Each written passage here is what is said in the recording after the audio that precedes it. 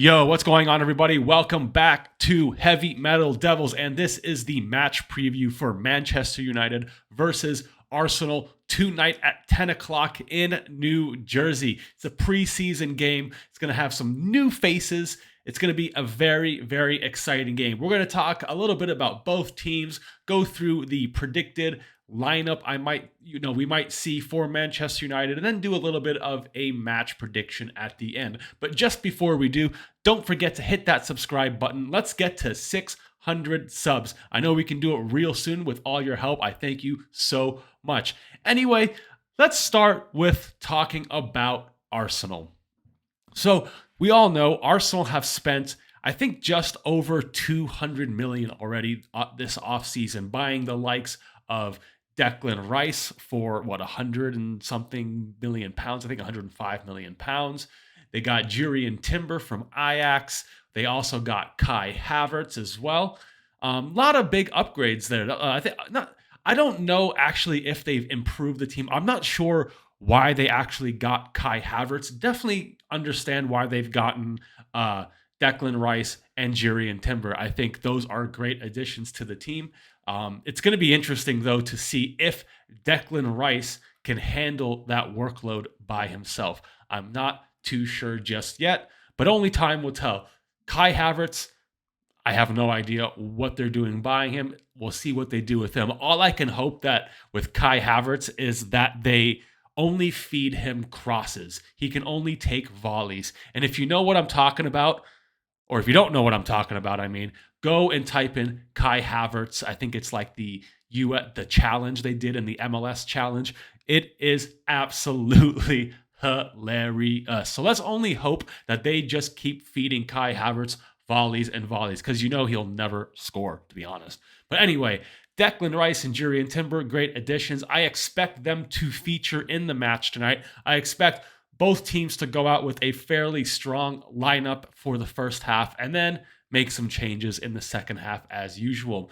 Going to be an interesting lineup for Arteta with seeing where he's going to put those three players, if they even all feature at the same time. Who knows? But we all know how they play. They're trying to emulate a bit of what City do, possession and good transition as well. It's going to be an interesting, not interesting, but I think it should be an exciting preseason game. Both teams have high energy, or should have high energy. It's the first kind of big preseason game, so it should be very, very fun to watch. Now, let's get into Manchester United. Yesterday, Erik ten Hag did a presser where he spoke a bit on what we should expect from Manchester United's style of play. And it was an actually very, very interesting talk that he did. So I think everyone is expecting Manchester United to go into a more possession-based style, similar to what he was doing at Ajax, where they roughly had 70% possession in most games. I don't think we should expect that at Manchester United. Last year, we were basically a counterattacking team. It wasn't the greatest most of the time. I will say most of the time we were difficult to break down. There's a couple games where we basically had no defense, but we were typically hard to break down, but we weren't really scoring many goals at the same time. So he was talking yesterday how he studied he's been studying Manchester's DNA and how they used to play as a club, how the club tradition is. And his idea of how we want to play is to be the best team in the world in transitions. Now, to me, that's extremely exciting. This doesn't really come across as that Manchester City style of play where it's just passing. This almost feels more like a Liverpool, when the Liverpool a few years ago were really, really rampant, really high press, really quick on the transition, just getting that ball forward as fast as possible. That's what I feel like we are going for. Not 100% like that. I think we'll have a bit of that possession-based stuff, but it seems like his aim is to be very high press, quick on transitions. We obviously have guys like Marcus Rashford and Bruno Fernandes that are very, very good at doing these types of things. Marcus Rashford is if you were to design a perfect counter-attacking style player, it would be Marcus Rashford. And Bruno is excellent at getting that ball up the field as quick as possible.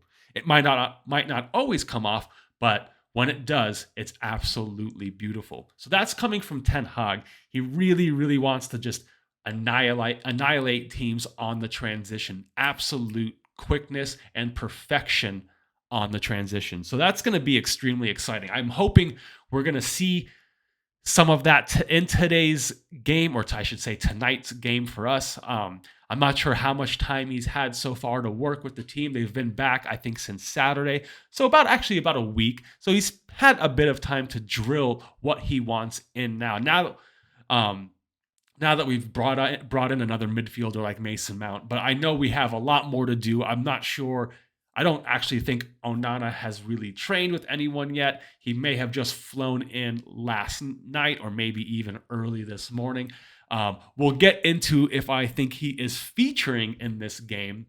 He might do, but he is going to massively change now how we are playing. It'd be weird to not do a bit of possession when you have a goalkeeper like that who is good at playing out from the back. But I also see Onana being one of our catalysts in quick transitions.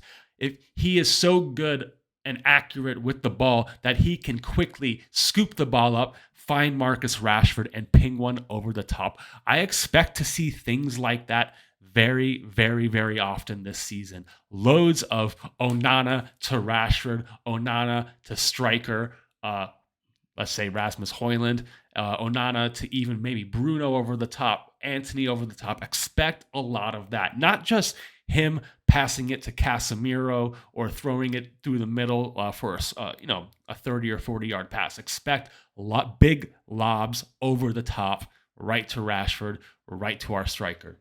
Going to be badass.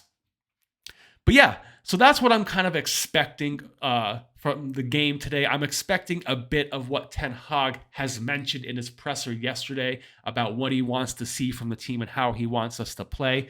I'm not too concerned about what Arsenal doing. I'm not too really concerned about the outcome, though we'll get to that. I just want to see what we might be all about. That's what these preseason games are for. I love watching preseason because it gives you a bit of a look out on what's going to happen during the season. But yeah, anyway, should we get into what my predicted starting lineup will be?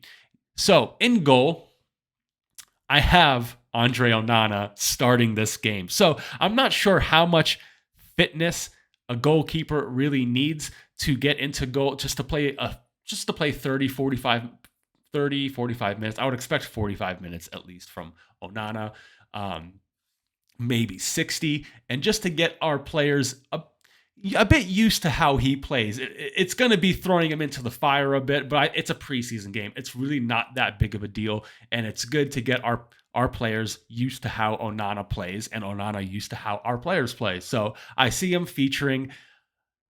I could be wrong. He might not be in the starting 11. I'm hoping he is, but I think he will feature in the latter part of the game. Maybe come in for the last 30 minutes even as well. On the right, I have Aaron Wan-Bissaka. I'm not sure about Diogo Dalot's status right now, so makes sense to put Wan-Bissaka in. Then I've got basically our starting backline, Rafael Varane. I've got Martinez in there and Luke Shaw on the left. We've got no Malacia, and I'm not sure Alvaro will feature on that left side. Maybe come in the second half, Alvaro Fernandez. In the 6, I've got Casemiro.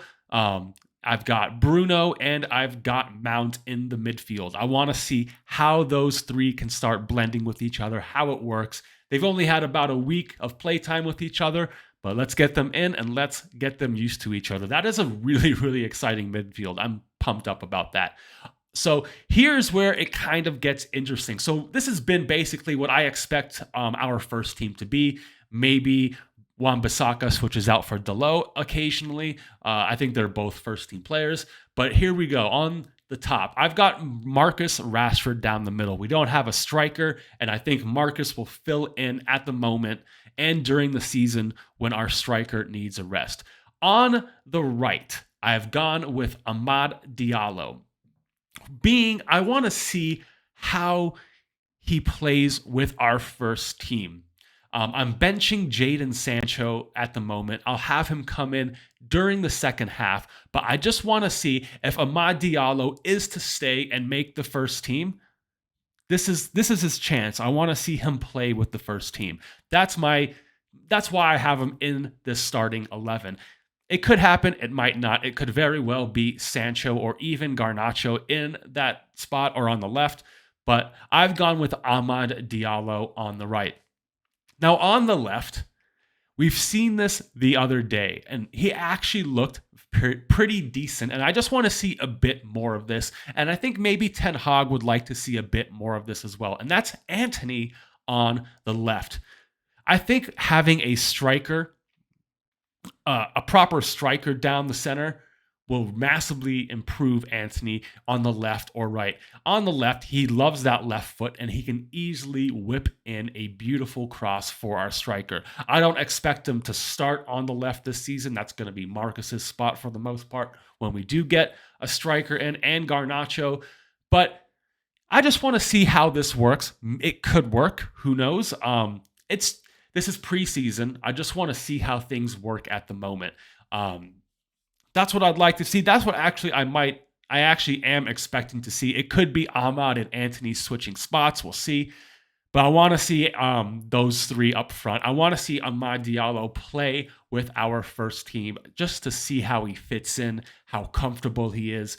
I want to see also how arrogant he can be in that starting 11. I want to see him really, really take it and make that spot. Because if he does perform well, he either makes it into that first team or really increases his stock value for another sale or a better loan option. So I think all eyes are still on Amad Diallo this offseason. Very excited for what he can do.